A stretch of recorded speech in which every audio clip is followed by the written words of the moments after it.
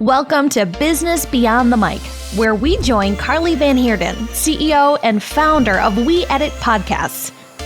Together, let's uncover the art of podcasting. Hey everyone, and welcome to Business Beyond the Mic. I'm your host, Carly Van Heerden. Today on the show, we welcome Senda Ben Abdallah. Senda graduated from University College London with a BSc in Business and IT. And following this, she completed a one-year industry experience at Cisco in Silicon Valley as a product marketing intern. While pursuing a part-time job with Cisco, Senda studied her MSc in strategic marketing at Imperial College Business School back in London, UK. After graduating, she joined a B2B SaaS company as a marketing executive and is today the product marketing manager at product-led startup serving the 3D space. Her passion, apart from marketing and startups, is hosting the Too Long Don't Listen podcast to help students and young professionals navigate their careers by sharing inspiring stories. During our conversation, Senda shares all about her journey with podcasting and why she chose this platform to help others. In fact, once she got started, she says that her podcast has become an healthy obsession and she loves to put the work into it. Senda is such a natural networker, and she believes that her podcast has opened doors into conversations that she might not have otherwise had. Her ability to draw on the expertise of her guests is so inspiring, and she reminds us to always value those early adopters of your podcast, your true and forever fans. I love the perspective that Senda brings to the show, so without further ado, let's jump in. Senda, welcome to Business Beyond the Mic. It's so great to have you on the show today. Thank you. Thank you so much, Carly, for having me. Yes, absolutely. So I love just connecting with you, and especially because you bring such an incredible new perspective to the show. So I know we're going to dig into everything that you do and your podcast, but why don't you just start us off by telling us a bit more about yourself, your career path, and of course, your podcast. Yeah, of course. So as you said, my name is Senda. I'm originally from Tunisia. So if you have any French-speaking listeners, they will probably spot my French accent when I'm speaking in English. And I started as, a big fan of moving away from Tunisia to learn from different cultures, a different environment. And that's why I moved to London in the UK. I studied there my bachelor's degree in business management and IT. And that's when I really got passionate about the tech industry and more specifically marketing in tech. So for 3 years now, I've been working as a full-time marketer, starting as a marketer, do it all, to specializing into product marketing, and with a big focus on working with startups, which is something I really, really enjoy, which I think leads us to my brand. My brand, I would say, is all about helping others grow and supporting them in that growth. And that's why I started a podcast called Too Long Don't Listen, which aims to help support and empower students and young professionals navigate their career decisions. And the reason why I decided to do that was because I've been in that position myself. And I found that talking to people who were able to find the right decisions through their careers was always helpful to help me navigate through mine. Yeah, no, absolutely. And it's just incredible, all the people that you have on, such wow, female entrepreneurs and people in femtech. And yeah, just loved hearing all the stories that you were able to share with your audience. And it was just why did you start it in the beginning? How did you decide those initial days, a podcast is where I'm going to help the most people? Yeah, that's an interesting question, especially because, spoiler alert, I didn't used to listen to a lot of podcasts. So I wasn't a podcast fan myself until, obviously, it became a bit more famous and a bit more accessible. And initially, my thought was, I want to help others, right? So how can I do that at scale? What's the best way to kind of share my knowledge with others? So the reason why I picked podcasts was essentially the how easy it is to consume the content that's available to you, right? And I think, Carly, you'll probably agree with me that you can listen to podcasts anywhere, anytime. It's your decision to have it even play in the background or split those moments that you want to listen to it. And so I thought that would be an interesting way to share these conversations that I have with all the guests that I was able to invite on the show. And not only it's easy to consume, but it's also becoming a more and more accessible and more famous as well. I think we're seeing it becoming more of a trend. As I said, I work in marketing and I see lots of brands using podcasting as a way to grow their audience or promote services and products. And so for me, although I'm not selling anything, I think being able to record those conversations and just have them available to anyone, anytime is a great way to inspire people at scale. Yes, absolutely. And it's access that you're giving them to what you're learning along the way in your journey, in your career. And also, as you said, building your brand, which is amazing. But I love that we chatted earlier and you said, you didn't listen to a lot of podcasts before. So what kind of obstacles did you then face if without this background knowledge of what a podcast is like? What kind of obstacles did you face when starting your podcast? Yeah, unfortunately, it wasn't very easy to find the right tools. And most importantly, I'd say the biggest challenge I faced was what can I or should I trust? There's so many things out there, like just learning what an RSS feed is and what podcasting host should I use. And, not all of them are free as well. Like you need to pay if you want to start a podcast, whether it's for your hosting platform or, for example, I use Riverside, which is the platform I use to record the episodes. And these tools are, you have to pay for them. And so it was a bit of an investment from my end, but I was so committed to it and so convinced that it was the right thing to do that I started following people like you, like all these resources out there, that there's a lot of also podcasting communities that are helpful, and slowly, learning and also testing and learning was the way to go for me. Yeah. And ultimately, I think there's the technical challenge, but there's also the kind of emotional challenge of, is this really something I should be doing? Like, why would people listen to me? And is it the right space for me to explore? But then, you just need to try and see what happens, which is literally what I did. Yeah. No, absolutely. And that's the thing. You never know until you get out there and you try it for yourself. And once you're connecting with everybody and incredible people on your show, it becomes something that you want to do more of. So yeah, that's what I love about podcasting. But with this journey, was there something that you wish you knew before you started that would have helped you on your journey? So actually it relates to what you just said. I wish I knew I would literally get obsessed with podcasting. It became a passion. Like I learned to love it more and more over time.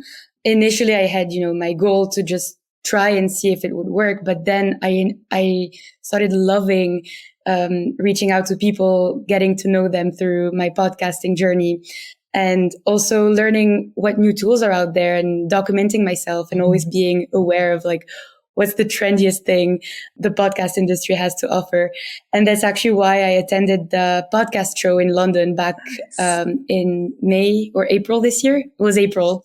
And, that kind of triggered an even bigger obsession for it because I got to meet more podcast creators. And it's an entire world that exists for podcast creators that I didn't know existed. So you get to just love it more and more every day. And I wish I knew this before starting, just to be prepared on like the emotional commitment.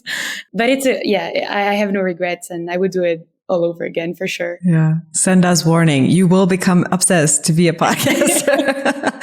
I love it. A healthy session. Yes.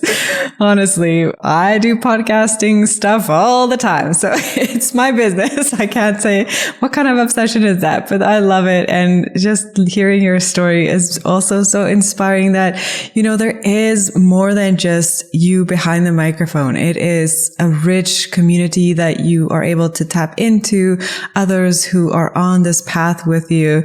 And it's just so inspiring to others to know that, there's so much more for you to discover as you go deeper into this podcasting journey. What other type of benefits would you say were unexpected that you found as you started on this journey? So I would say, I think podcasting is the best way to, or let's say the best excuse to reach out to people you wouldn't reach out to if you didn't have a podcast. So I have an example of this. Episode 19 of Too Long Don't Listen was actually with the author of a book called Surrounded by Idiots. I don't know if you know this book, but I read it over winter last year and I was a huge fan. Yeah. It's all about personality types and how different personality types engage with each other. And I just found it fascinating. And I thought maybe I should email the author and see if he would want to join me on an episode. And surprisingly, he agreed. I honestly wasn't expecting him to. So it's Thomas Erickson. And, he, not until the last minute, I wasn't believing he would join me on the recording, even after he accepted the calendar invite. And I was just there, on Riverside waiting. And he was super punctual. We had a great conversation. And the whole topic was, how does your personality type impact your career decision, or is there a correlation?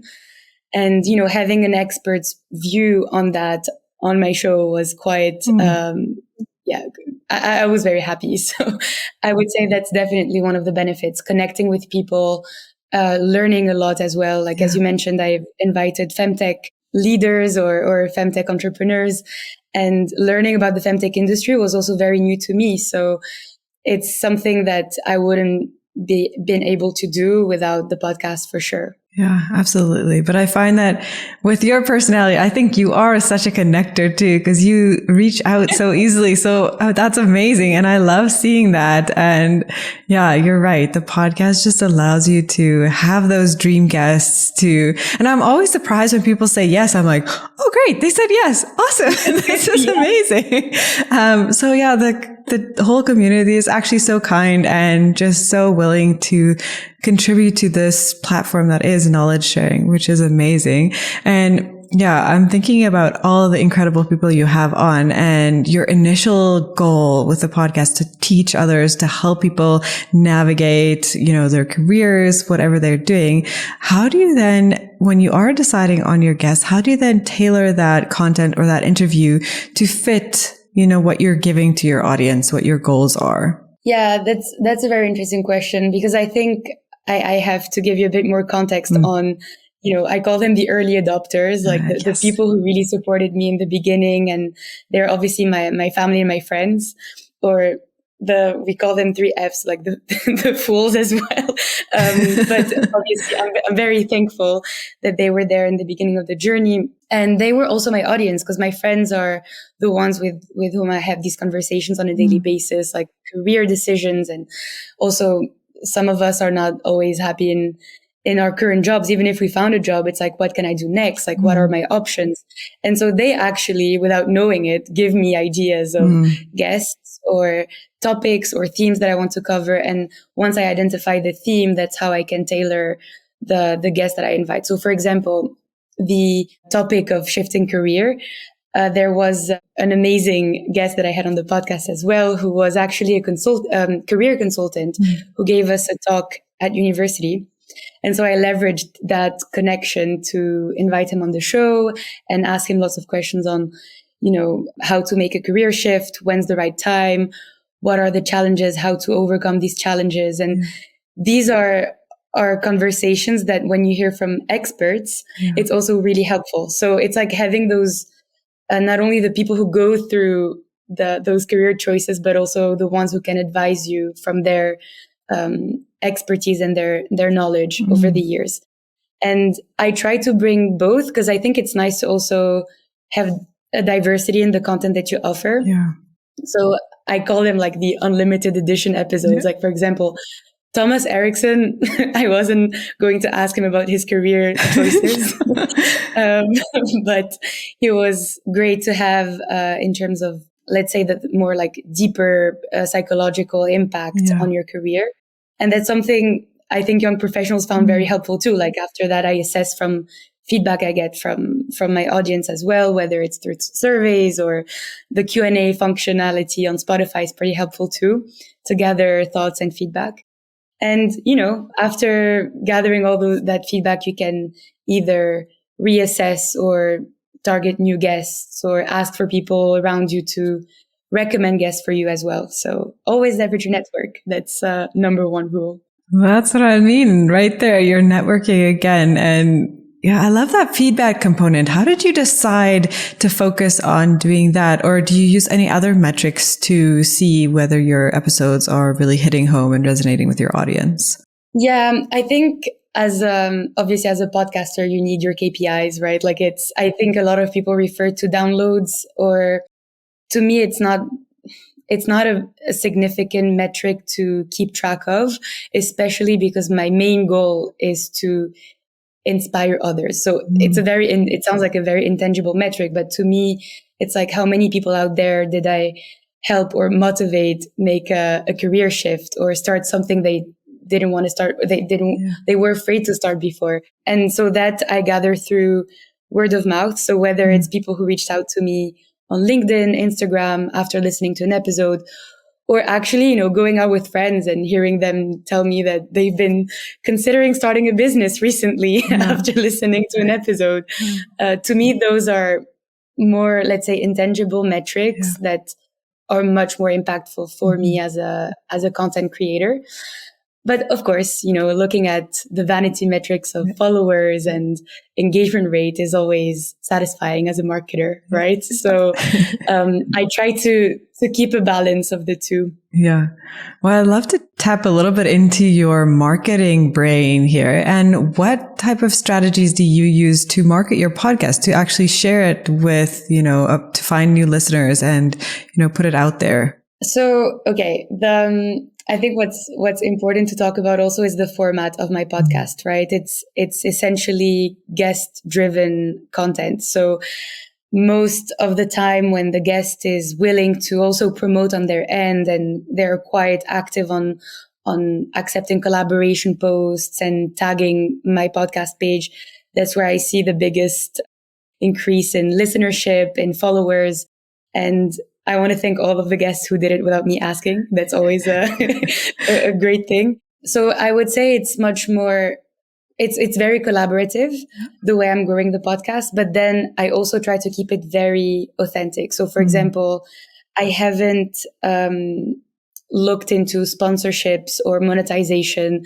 It's, I'm genuinely doing this because I want to help. And the listeners that I'm bringing on are also looking for that. I think that there's a trust-based relationship that grows the more they listen to the podcast, and they are hopefully not disappointed with the content that keeps coming, the more loyal they are. Yeah. So I'd say for now, I'm pretty much, from a marketing perspective, focusing on building those quality-based relationships versus thinking of like the number of listeners and the quantity of followers when they're not really engaging.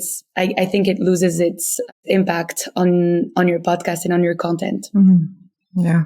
I love that perspective, because that's the thing. It doesn't have to be, you're out there monetizing. If you are really out there to help people, to focus on building those relationships, then yeah, the collaboration is where it's at. I love that you are brave enough to go out there and, give them the push to celebrate the episodes with you.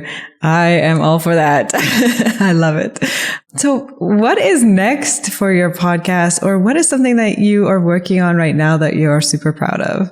So actually, I said it's guest-driven content, but I'm trying to do more solo episodes. And the reason that is mainly because I've seen people asking for it. First of all, that's one of the things that one of the feedback that I received recently. And I did record one solo episode a few weeks ago few months ago, actually, when I ran a marathon and people were like, how did you do it? Like, what happened? And so I recorded a solo episode and it performed pretty well. I was quite surprised. So I'm thinking having a more personal episode where I pick a topic and try to, something obviously I care about, do some research and try to position the episode as a learning experience or something that people are going to take away with them.